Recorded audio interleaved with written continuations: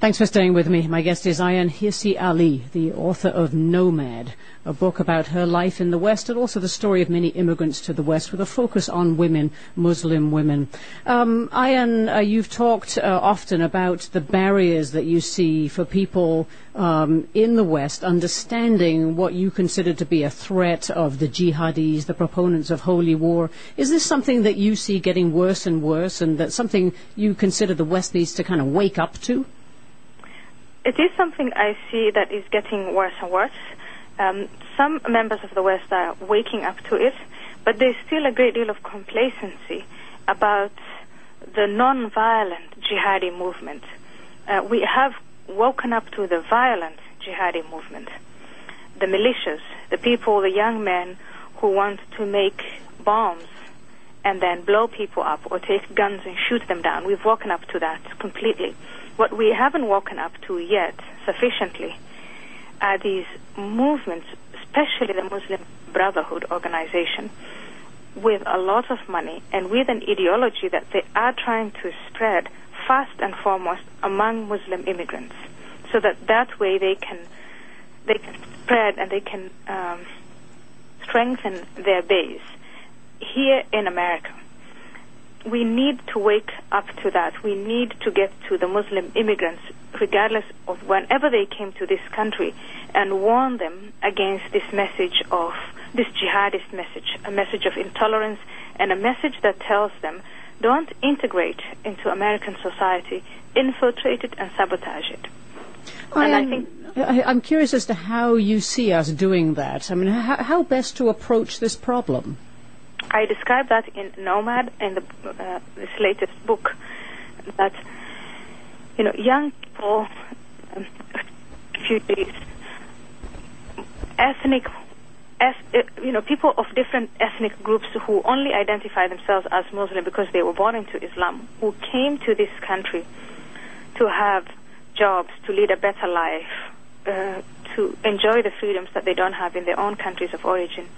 These young people are being approached by setting up mosques, Muslim centers, and other facilities in their neighborhoods, and then giving them folders, sending imams there to awaken them to the message of Islam, and from there gradually brainwashing them into believing that America is the enemy and Islam is under siege. Now, how can we do that? I believe that we can do the same thing. We can go into these communities, set up facilities of enlightenment and education, and immunize them, tell them about why they're being targeted by the Islamists, what the content of the message of the Islamist is, and we must offer them an alternative message, and that message has to be the message that is in the Constitution of Liberty, a message of tolerance, a message of the appreciation of life, and not only your own freedom, but the freedoms of others. I'm curious as to your opinion on the recent burqa ban in France, and whether you think that was a good thing, whether we should be doing or thinking about doing things like that here in the U.S. The book what? About the burqa ban in France. The burqa ban, no, I don't. I'm not a fan of banning burqas. There's the face covering, which is banned. If you read the reasons why the French government banned the burqa, one reason is to say it's security. I completely understand that. The other reason is to say the burqa is bad for women. Yes, the burqa is bad for women, but you don't solve the problem simply by stopping some women from wearing the burqa. You solve the problem by tackling, confronting the principles that underlie the burqa, and having a debate about that, and educating young women and young men on why female sexuality should not be hidden. It is in Western society we celebrate female sexuality.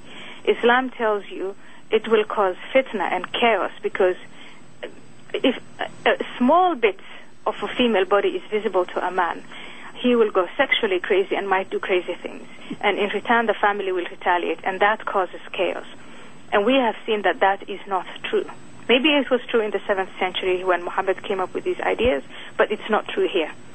And it may be true in Arab Muslim countries, but it's not true here. Human beings learn, and I think boys can be groomed to learn to restrain themselves sexually. I don't think it's we've proven that it's given. And that is what the burqa is about. It's not, you can't just get that education into the heads of young men and young women simply by banning it. Right, and in fact, perhaps you set yourself up for a more violent response against you. But according to a CIA report written in 2003 that you reference at one point, the Saudis, for example, invested $2 billion a year over a 30-year period to spread their band of fundamentalist Islam. How do we compete against that? I mean, the Western response in promoting our own civilization is pretty negligible. It is negligible, and the West has also spent millions of dollars in development aid, but that aid is given on grounds that it is value neutral. And I think one thing we need to do is to move away from that posture of value neutral and say, we will give you not just money and resources, but we'll also give you our values. And our values are not our values, they're universal, the human rights, universal human rights, the respect for women. Freedom, the Constitution of Liberty. Another thing, which is after this report was published, we woke up to the fact that there is this kind of activism, and we should study the content of what the ideas that the Saudis are promoting worldwide.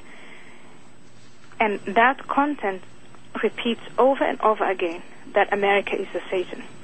Americans are bad. Christians are bad, etc. That message of hostility, that message of hatred is one we have to confront. Ayaan, let's talk about your foundation, the AHA Foundation. Talk about starting it and what its mission is. The mission of the AHA Foundation is to protect the rights of women from militant Islam and tribal custom. We set this foundation up after my experience in the Netherlands and in other European countries where such practices as female genital mutilation, honor killings, forced marriages, pulling girls out of school, all of these practices became commonplace, and they were neglected to a point that it became really difficult to reverse them. And when I came to America, I thought, the same things are happening in America. It's being ignored now. People just don't know that it is happening. And then the problem becomes big years from now, and then we will find in America, we'll find ourselves in the same situation as Europe. What I wanted to do was awaken Americans to these practices, and now that the Muslim community is still relatively small, we should combat this through education, through legislation, by punishing the perpetrators, by making it very clear to Muslim immigrants that the rights of women are protected in America, and by protecting the women who come out of it. And we've already seen many examples since the AHA Foundation has been established, which isn't a long time. And if people want to know more about you and your books and your work, I presume that your website through the foundation is the way to go. Absolutely, yes. Okay, and people can, they can contribute money, they can also contribute time, they can contribute, they can tell us if they know about cases. We can help those young women if, Muslim women can go onto the AHA website and ask for help. That happens now.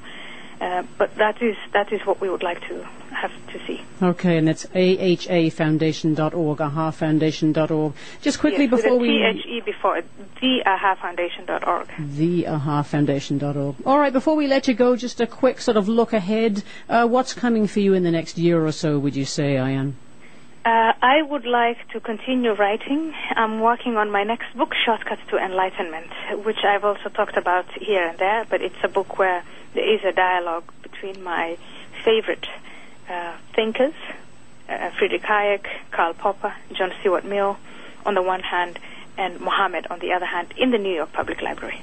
Okay, well, we'll look forward to that, and hopefully we can welcome you back here on Artbeat. But Ayaan Hirsi Ali, it's been a total pleasure having you here with me. Thank you so much for joining me. Thank you so much for having me.